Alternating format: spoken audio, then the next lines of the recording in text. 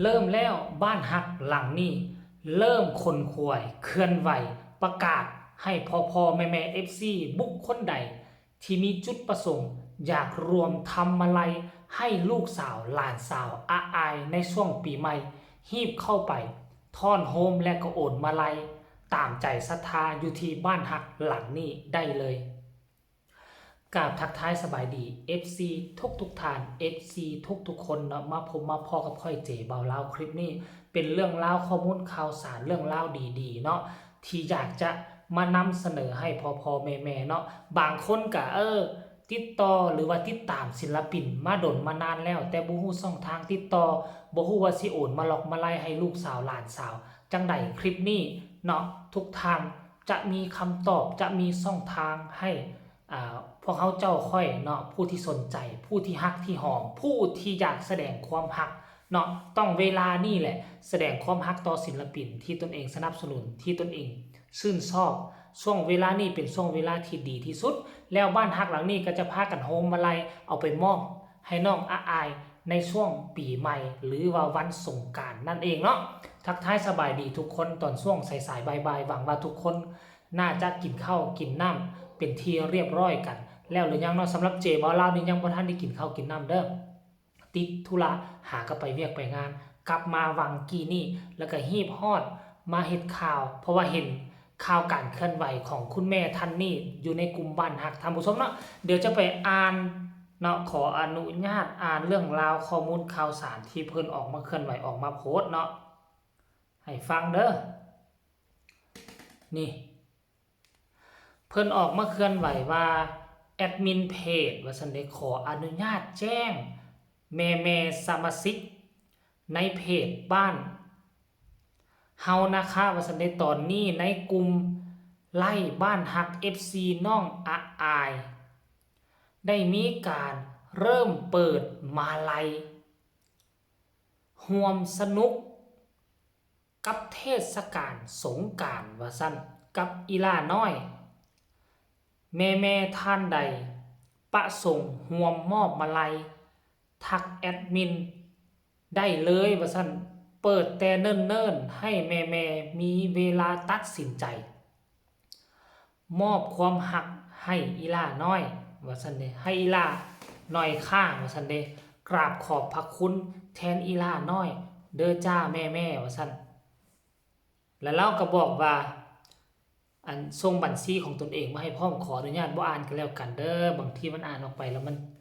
จะบ่ดีท่านผู้ชมเนาะอันนี้ก็คือการเคลื่อนไหวของบรรดา FC แฟนคลับท่านผู้ชมศิลปินหมอลำค่อยเคยเว้าเราเป็นศิลปินที่ถ้ากรณีว่าไผอดทนสู้เนาะผ่านจุดทำอิฐมาได้แล้วพวกเจ้าก็จะกลายเป็นผู้ที่มีชื่อเสียงและเป็นม่องหนึ่งแหละที่หากินหาเงินง่ายที่สุดในบรรดา108 สาขาอาชีพท่านผู้ชมเนาะและหนึ่งในท่านก็คือน้องอาอายนี่ก็ถือว่าประสบผลสำเร็จแล้วในวงการหมอลำเนาะแต่ว่าถ้าเอาไปเปรียบเทียบใช้กับศิลปินที่โด่งที่ดังอยู่ทั้งวงอื่นน้องอาอายก็ยังว่ายังเทียบเขาบ่ติดเรื่องเงินมาหลอกมาไล่นะท่านผู้ชมเนาะอันเรื่องความโด่งความดังก็สูสีกันแต่ว่าฐานแฟนคลับที่มีซับหลายที่มีมาไล่หลายก็ค่อนข้างว่าสู้เขาบ่ได้เอาไปเปรียบเทียบใส่วงอื่นเนาะวงอื่นนี่จะมีมาไล่มาห้อยคอนี่เป็นใบแดงเกือบทุกมือแต่น้องอาอายนี่ส่วนใหญ่แล้วก็จะเป็นใบเขียวนั่นหมายความว่าจังได๋งบมาไล่ของน้องอาอายก็ถือว่ายังน้อยอยู่อยากให้ฐาน FC แฟนคลับของน้องอาอายนี่ถ้าผู้ใดพอมีเนาะก็พากันสนับสนุนซัพพอร์ตน้องแน่เนาะคันเจบ่ลาวมีนี่โอ้ยคือสินั่น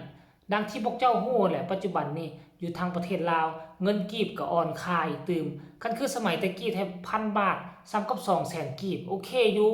เนาะโอเคอยู่แต่ทุกมื้อนี่นะ1,000 บาทอยู่ธนาคาร650,000แต่อยู่ทางด้านนอกคือ700,000กว่า750,000ทุกมื้อนี้สังคมลาวควบคุมกันบ่ได้เพราะฉะนั้นแล้ว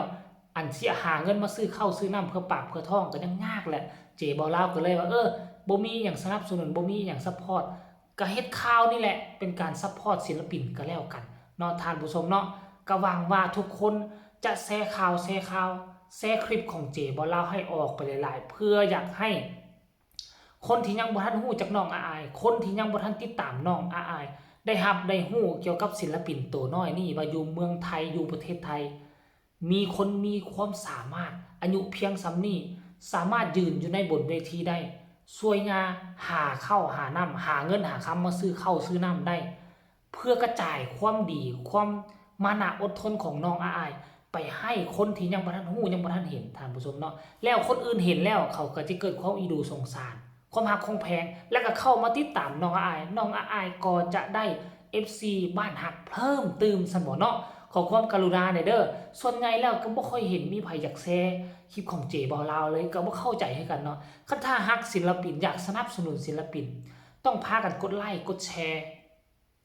ไปแชร์ช่องเจบ่ลาวก็สนับสนุนน้องอายได้ท่านผู้ชมเอ้ยเพื่อว่ามันจะเป็นการกระจายข่าวให้คนอื่นที่ยังบ่ทันฮู้จักน้องอายได้รับได้ฮู้แล้วเขาก็จะเข้ามาติดตามแล้วฐานแฟนคลับของน้องอายก็หลายขึ้นมันเป็นผลดีต่อศิลปินทั้งนั้นนะท่านผู้ชมเนาะเนาะถ้าไผอยากให้มาไล่น้องอายให้ติดต่อไปหาอันบ้านฮักตัวนี้เด้อเนาะเดี๋ยวเจบ่ลาวสิขออ่านชื่อเรามันคงจะบ่ผิดกฎอีหยังเนาะท่านผู้ชมเนาะช่วยกันเป้าหมายของพวกเขาก็คือว่าอยากช่วยให้น้องอายมีมาไล่ในช่วงปีใหม่เพื่อเป็นของขวัญเป็นน้ำจิตน้ำใจมอบให้แก่บุคคลที่มานะอดทนอายุส่ำนี้และสู้ชนเหตุการณ์เหตุงานเพื่อปากเพื่อท้องของยาของผู้มีพระคุณของผู้เลี้ยงผู้เกือเนาะเดี๋ยวสิขออ่านเด้อเราชื่อว่าเอาอ่านมาจากไหนในชื่อของเรานี่ฮึขวัญใจโอ้แล้วน่าจะชื่อว่าขวัญใจเนาะคุณแม่ขวัญใจอันนี้มันอย่างนี้กุ้งสุภาสรน่าจะเป็นอันนี้บ่สุภาสรคุณแม่ขวัญใจเนาะท่านผู้ชมเราติดต่อไปหาคุณแม่ขวัญใจเด้อเข้าไปในกลุ่มเพจบ้านฮักของน้องอายแล้วไปเขียนว่าขวัญใจกุ้งสุภาสร